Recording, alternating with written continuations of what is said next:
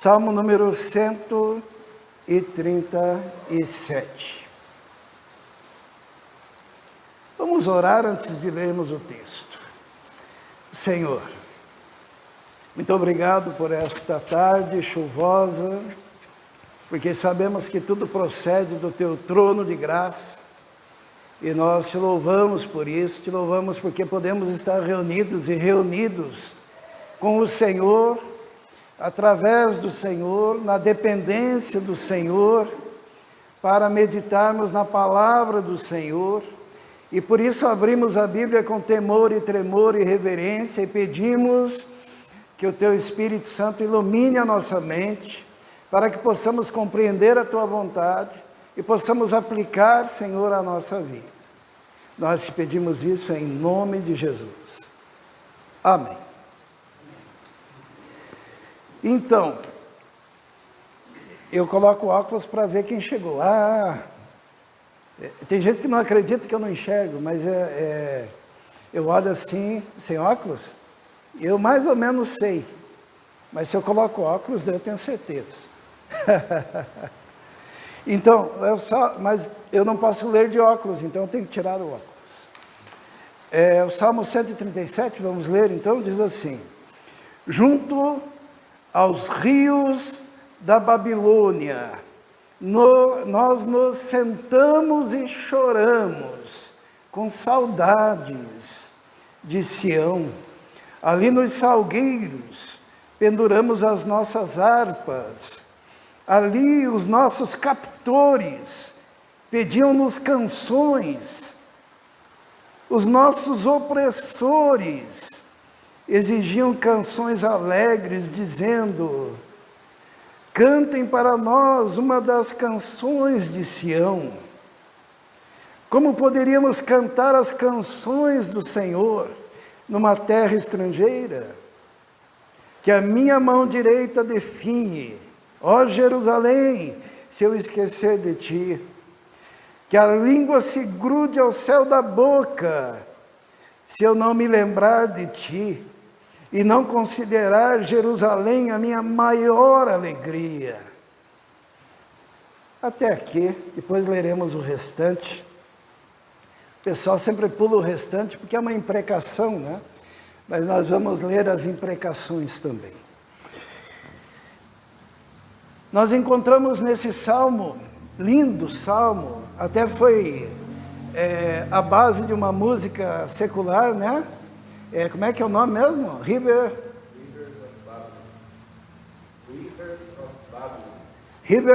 of Babylon, né? Todo mundo conhece essa música, né? Canta um pedacinho para nós. Tá bom, depois os irmãos pesquisem que vão se lembrar. E fala de quando o povo foi levado a cativeiro para a Babilônia. Foram levados em cativeiro e diz que lá, junto aos rios da Babilônia, longe da sua terra, eles estavam assentados, chorando com saudades de Sião, saudades de Jerusalém, saudades da sua pátria, exilados que estavam.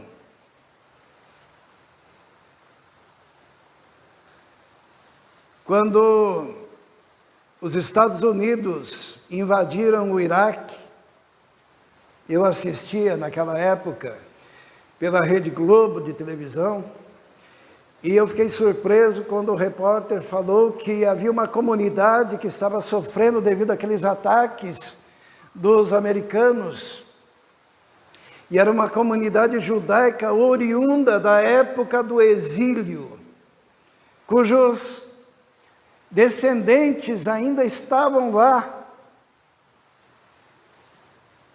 porque ficaram pessoas na Babilônia.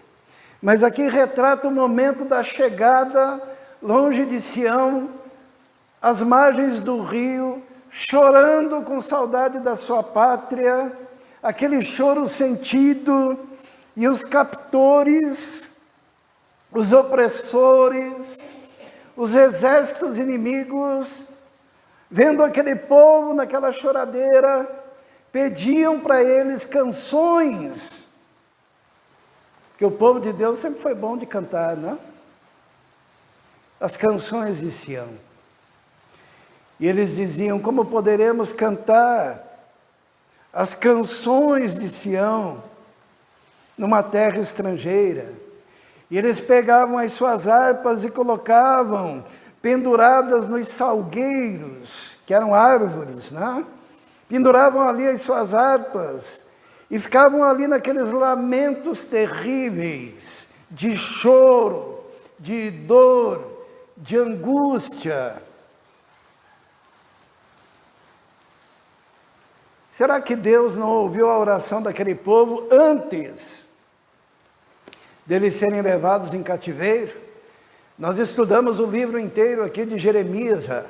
Nós estudamos o livro do profeta Ezequiel. Nós estudamos o livro do profeta Daniel. Nós estudamos Isaías. E quando nós vemos esses livros, em especial os livros pré-exílicos, isto é, dos profetas que pregaram antes deles irem e serem levados para a Babilônia, nós encontramos homens de Deus falando com autoridade, pregando, anunciando e dizendo para aquele povo que era necessário conversão, que era necessário mudança, que era necessário transformação de vida. Antes disso acontecer. E é interessante, esses tempos eu preguei sobre Deus ter dito assim, se eu achar um homem fiel e justo, que ame a verdade, que ande nos meus caminhos, eu não destruirei a cidade. E Deus mandou o profeta ficar aonde? Lembram? Na porta do templo. Deus falou para o profeta primeiro procurar nas praças de Jerusalém, que era a capital do culto daquela época. E depois disse, olha, em Jerusalém não encontra, fica na porta do templo, encontre alguém que está indo lá para adorar, para exaltar, para fazer culto. E se você achar um, não vai ter cativeiro. O culto continuava, os profetas de Deus estavam lá pregando, nós sabemos de alguns, né? Que nós estudamos, e os falsos profetas eram em multidões. O que o povo preferia ouvir? O povo preferia ouvir, não, nada vai acontecer, tem muito anjo aqui protegendo a gente, nada vai acontecer porque vocês são povo escolhido, nada vai acontecer porque vocês continuam indo para dentro do templo para fazer os sacrifícios, e vocês são cumpridores da lei, nada vai acontecer. Enquanto os homens de Deus pregavam, arrependam-se, voltem-se para o Senhor, caminhem com o Senhor, se humilhem diante do Senhor. Até que chega num ponto que Deus diz para o profeta Jeremias, não ore mais por este povo, porque eles vão para o cativeiro. E o profeta começou a dizer, é isso que vai acontecer. É isso que vai acontecer. E com choro ele dizia, tanto que ele é chamado do profeta chorão, né? Na verdade ele era o profeta sensível, porque ele sabia o que iria acontecer. Mas não havia mudança. Não havia arrependimento. Por isso nós temos aqui no Salmo número 137, este lindo Salmo, que é a expressão da angústia, da dor, da tristeza, do sofrimento, do arrependimento, daqueles que não precisavam estar passando por aquela situação, se tão somente tivessem dado um momento reconhecido a glória de Deus, a majestade de Deus, a autoridade de Deus, a palavra de Deus. E isso aconteceu com aquela nação. Só que essa é uma história que também acontece individualmente, sabe? fruto das nossas escolhas.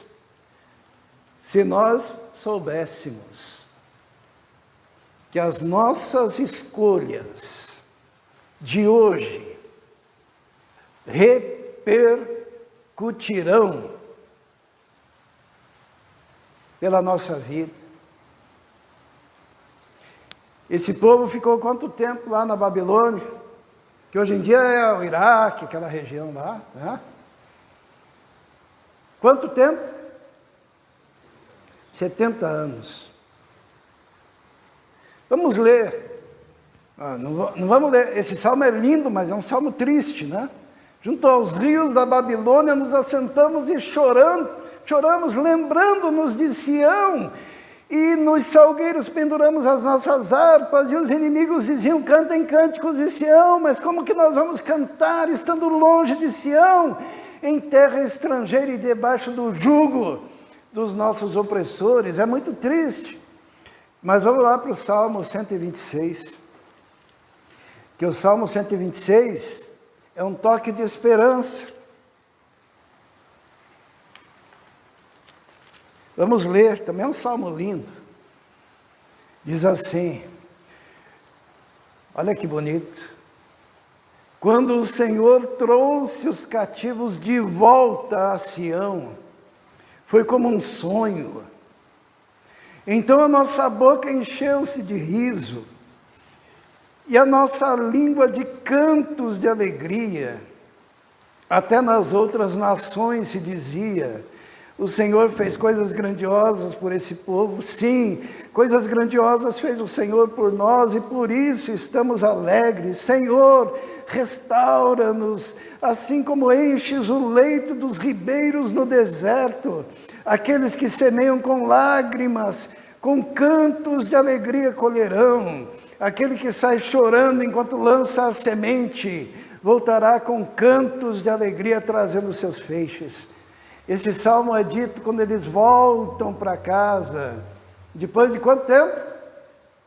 70 anos. Que bênção, né? E que salmo lindo. Já pensou você, que bênção a esperança, Fernanda? Você toma uma decisão errada agora, mas você tem a convicção que daqui 70 anos, Deus ouvirá o seu clamor e te trará para a situação inicial, da qual você nem precisaria ter saído. Amém? Amém. Alguém disse amém.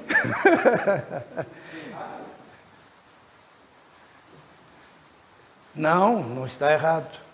Graças a Deus, o salmo aqui é maravilhoso. Mas não seria bem melhor não ter tomado uma decisão errada? Marcos, aonde você estará daqui 70 anos? Não sei, como é que eu vou saber? Israel, daqui 70 anos você estará com quanto? Quanto? 94. Não. É, 94. Vai estar firme e forte, hein? A Mavi vai estar com 95, Mavi.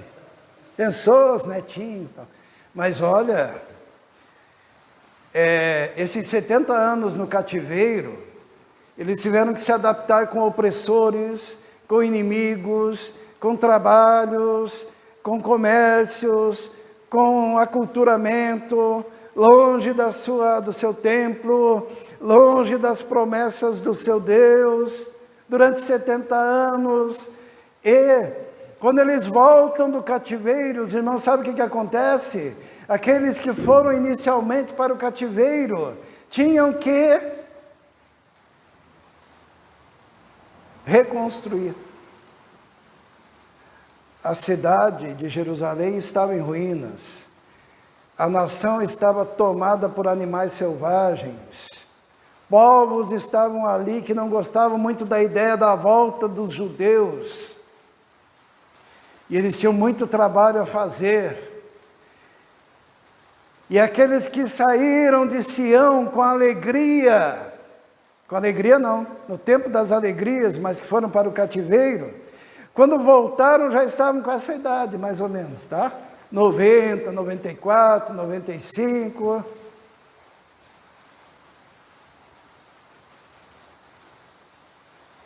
Se os irmãos lerem no livro de Esdras e de Neemias, aqueles anciãos, quando olharam a cidade que eles haviam deixado quando eram jovens, indo para o cativeiro, quando eles viram o templo sendo reconstruído, mas dessa vez com um material que não era aquele material da época de Salomão, um templo muito inferior, materialmente falando, eles choravam tão alto, que toda a vizinhança ouvia os clamores dos idosos, dos velhos, chorando de tristeza, de angústia e de dor.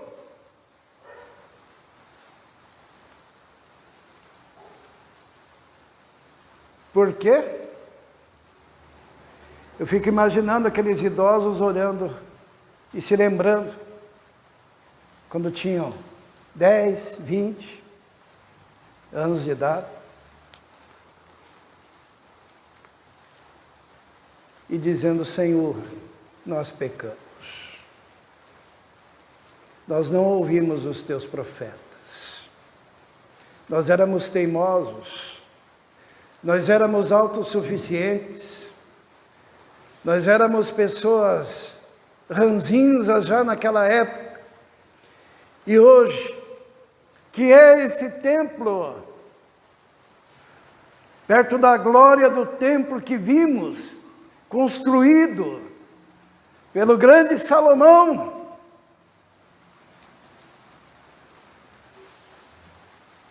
Daí veio um profetinha, o livro dele é bem pequenininho, tá? Qual que é o profeta mesmo?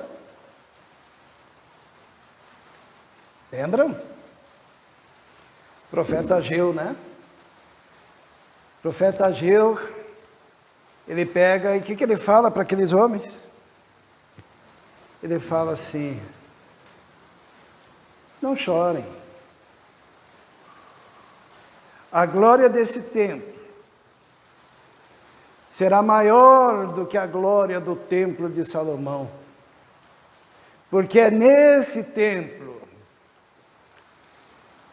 que entrará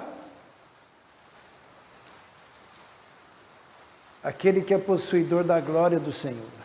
Quem? Jesus. E a glória desse templo será maior que a glória de Salomão, porque Jesus é maior que Salomão. E daí o que aconteceu? 20 anos antes de Jesus nascer,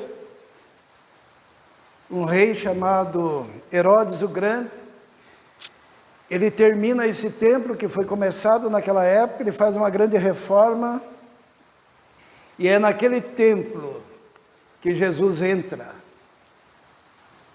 fazendo daquele segundo templo algo muito maior do que o primeiro, e a promessa de Deus assim se cumpre no cronos, na cronologia, no tempo de Deus, porque aprove a Deus agir, sendo eterno, mas levando em consideração o cronos humano, as decisões humanas.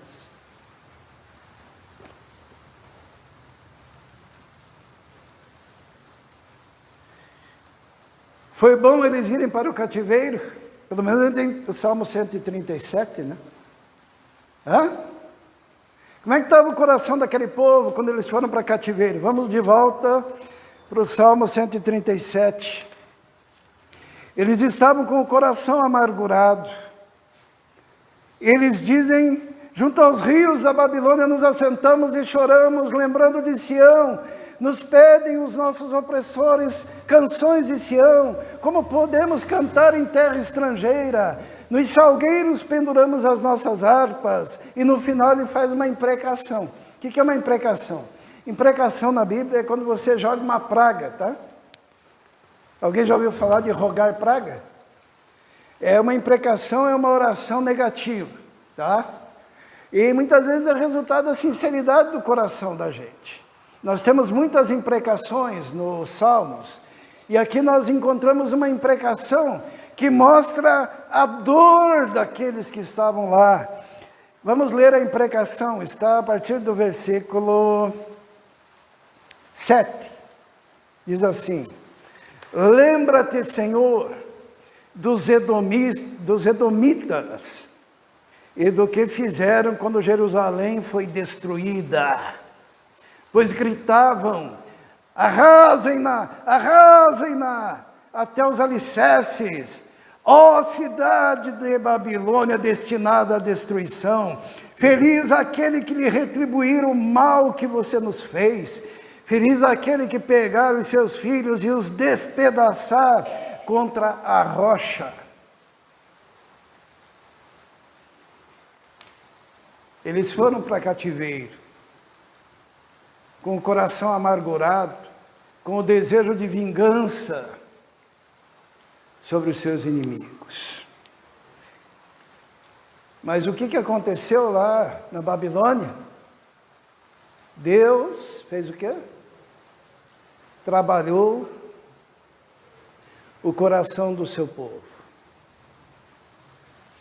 Lá na Babilônia, Deus acabou com a idolatria que havia no coração daquele povo. Lá na Babilônia, Deus fez com que aqueles homens aguçassem os seus ouvidos para ouvir a voz dos homens de Deus e não dos falsos profetas. Lá na Babilônia foi reavivado no coração daquele povo um sentimento e um espírito messiânico, que é o desejo ardente de um povo pelo Messias, pelo Salvador. Lá na Babilônia, eles foram sacudidos, eles foram moídos, eles foram transformados na sua mente, no seu corpo, no seu espírito, para afinar o seu espírito em relação ao Todo-Poderoso. A Babilônia foi bom ou foi ruim?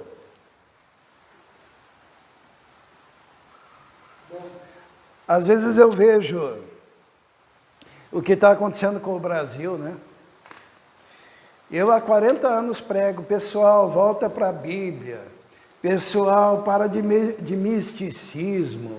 Pessoal, para de encontro com Deus. Para de ficar lendo Kenneth Hagin. Pessoal, para de levar sal grosso para casa e arruda na orelha. Pessoal, para de fazer campanha de 7 semanas para receber a bênção.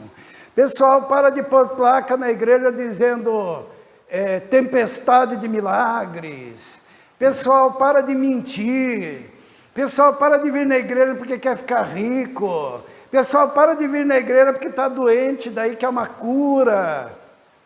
Deus cura sim, mas Ele não faz troca e barganha com ninguém. Pessoal, comece a ler a Bíblia dentro do contexto. Pessoal, comece a perceber a grandiosidade do Todo-Poderoso e se dobrar humildemente diante dEle, com todo o teu corpo, com toda a tua alma, com todo o teu entendimento, reconhecendo o poder de Deus, a soberania de Deus. Pessoal! E daí, eu escutei já muitas coisas, aqui mesmo na igreja. Teve um que está na glória, que ele falou: pastor, gosto muito do culto, mas o senhor fica explicando demais a Bíblia. Eu quero uma coisa prática, que eu pegue, que eu faça tal coisa e receba ali na frente aquilo que eu quero e preciso. Eu falo assim: mas meu querido, você vai receber do Senhor na medida que você aprender a orar, a reverenciar a Deus, a entender que Deus é santo, santo, santo, a entender que é sobre a doutrina da Trindade, sobre a solidão de Deus e o ato de amor em criar a humanidade por demonstração de pureza e santidade em amor, a justiça de Deus. Na Bíblia fala de inferno também. Ah, mas se eu for 7 dias em tal lugar, no 7º dia eu recebo a bênção. Mas e Deus? Não, mas eu estou querendo a minha bênção. Já ouvi isso.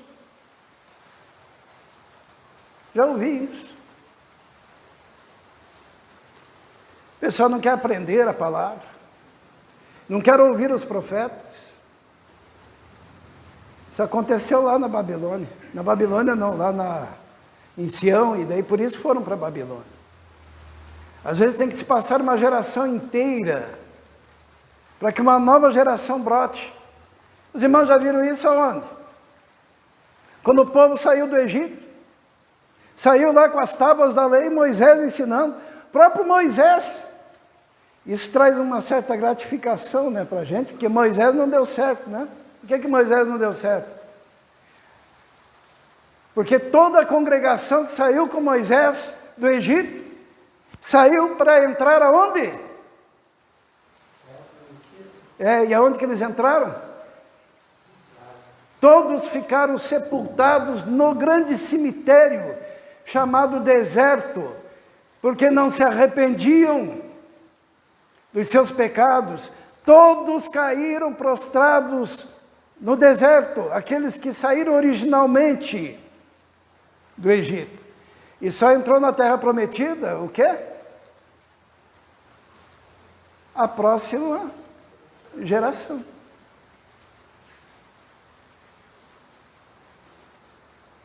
Não é o que vai acontecer conosco, tá? Essa geração aqui é beleza. Mas tem coisas que não precisam acontecer. Se você tiver o coração quebrantado, contrito e o desejo pela palavra do Senhor. Com essa história que nós lemos aí 2 salmos, né? Lindos salmos, leiam em casa o Salmo 137 e o Salmo 126. Embora o Salmo 126 esteja antes, ele fala da volta. E o Salmo 137 fala da ida, tá? Mas leiam. Mas essa história nos mostra uma coisa extraordinária.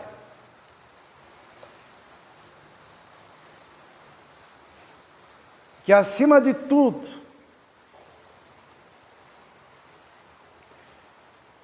acima das nações, acima dos profetas, acima dos poderes humanos, trazendo para o Brasil, acima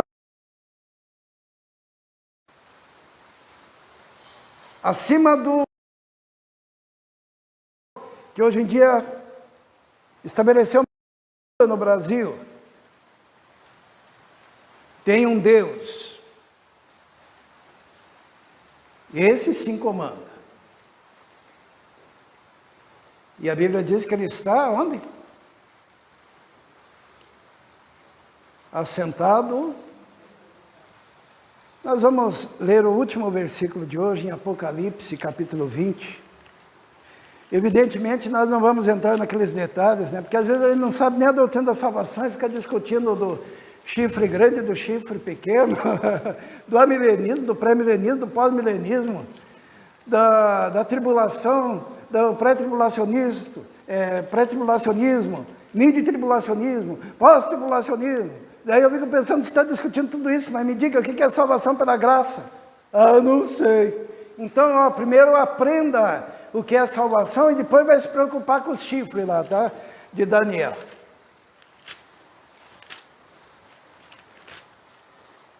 Mas sem entrar nesses detalhes, vamos só ler o versículo 11 do capítulo 20 de Apocalipse, onde João diz assim: depois vi um grande trono branco, e aquele que nele estava assentado. O que João viu? Vamos por parte, né? João viu um grande trono. Por que era grande? Porque aquele que estava sentado no trono é o maior de todos. Os homens têm um poder limitado.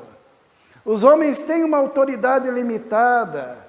Os homens muitas vezes se sentem grandiosos. Mas quando a gente olha, a gente vê que caiu. Não caiu? Caiu, era poderoso, né? Aquele outro lá da...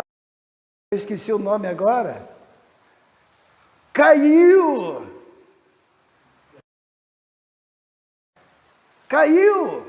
O povo unânime saiu na rua. Foi arrancado do seu trono, morto, e em praça pública, mesmo com toda a arrogância do seu coração, se escondeu num buraco, foi pego daquele buraco, colocado numa forca, e blasfemou como última palavra quando foi morto pelo seu próprio povo.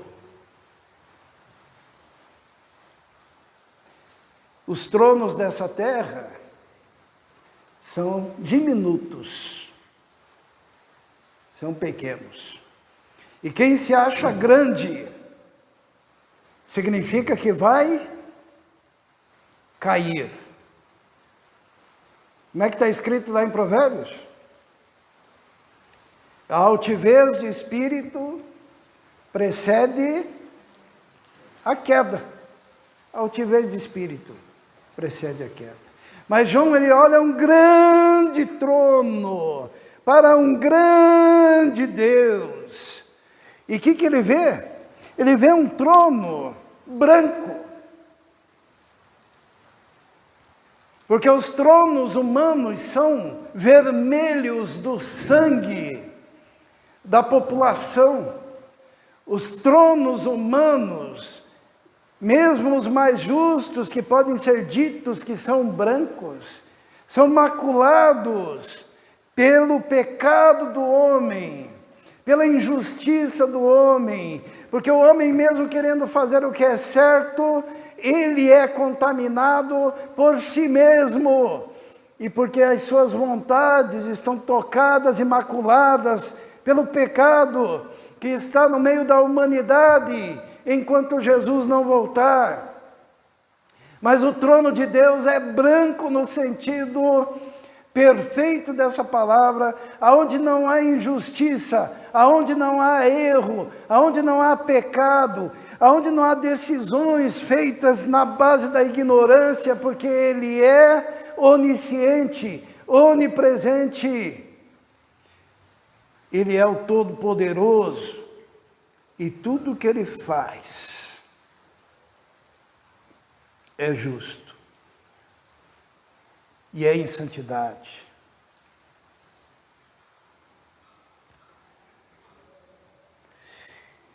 Um grande trono branco, e aquele que nele estava assentado.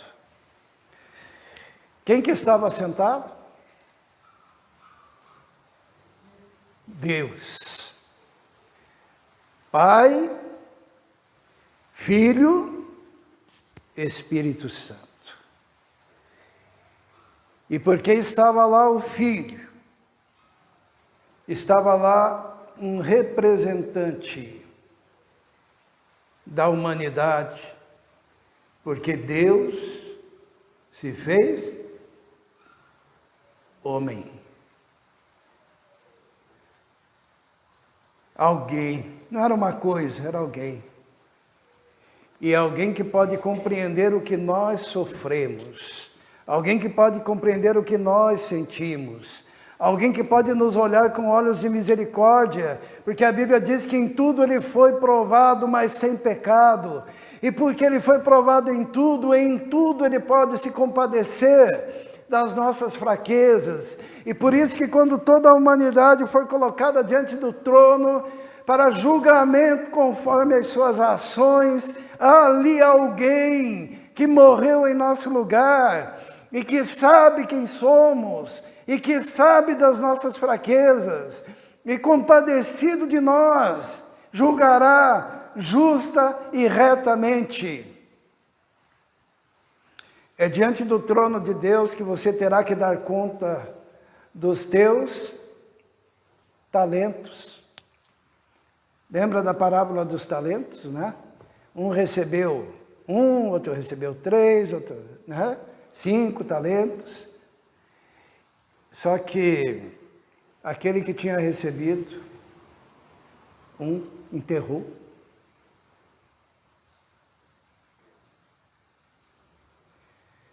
Só que os outros negociaram os seus talentos e conseguiram mais. Na verdade, é o que acontece na igreja, sabe? Todo mundo recebe aqui talentos, né? Quem usa, está negociando os seus talentos e Deus vai dando mais. Os irmãos perceberam que quem faz sempre recebe mais coisa para fazer e quem não faz, não recebe. Isso é coisa do Espírito Santo. Porque quando há disposição de fazer, tem uma coisa que as empresas humanas elas valorizam muito, que é proatividade, né?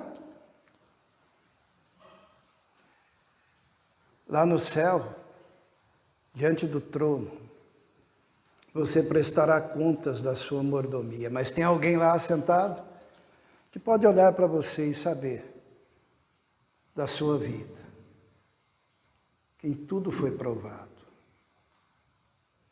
E daí vai ter lá aqueles que chegarão agarrados ao sacrifício e à obra do Senhor Jesus, que é aquele que está sentado no trono. E chegarão lá aqueles que estarão agarrados nas suas obras e na sua própria justiça. Uns para a vida eterna, outros para a condenação e juízo eterno. Mas hoje é importante entendermos que acima de todos os poderes da terra tem um trono. E aquele que está sentado no trono tem o controle e o domínio de todas as coisas. Hoje eu quero encerrar falando para você que você não precisa ir para a Babilônia. Miriam, o Brasil não precisa passar por uma Babilônia.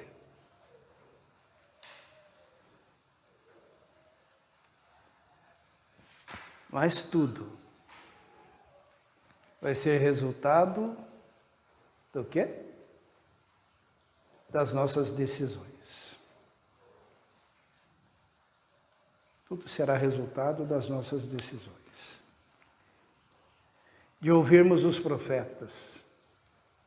Está escrito assim, escutem os profetas e serão bem-sucedidos. Ouvir os profetas é ouvir a palavra de Deus. Não inventar teologias para si. E humildemente reconhecer aquele que se assenta no trono, dobrando o seu Senhor, de corpo e alma e espírito, reconhecendo a grandiosidade de Deus, que enviou Jesus para morrer. E aquele que veio e morreu é o mesmo que subiu e assentou-se eternamente à destra do Pai. Vamos orar. Senhor, muito obrigado porque a nossa vida está segura nas Tuas mãos. Obrigado, Senhor, porque a nossa respiração está segura nas Tuas mãos. Obrigado, Senhor, porque o Senhor recebe as nossas orações e atende, respondendo de forma tão extraordinária, porque é Teu. todo poder. E o Senhor é um Deus de amor, Deus gracioso, mas também justo e poderoso. Por isso nos submetemos a Ti. Muito obrigado porque podemos seguir em frente com segurança, quando o nosso olhar está voltado tão somente para Ti. Peço agora ao Deus que ninguém neste lugar tome uma decisão que não seja aquela dirigida pelo Teu Espírito Santo. Que ninguém tenha que esperar 70 anos para ser educado e recolocado naquele trilho que o Senhor originalmente tinha planejado para essa pessoa. Peço isso, Senhor, humildemente, em nome de Jesus. Amém.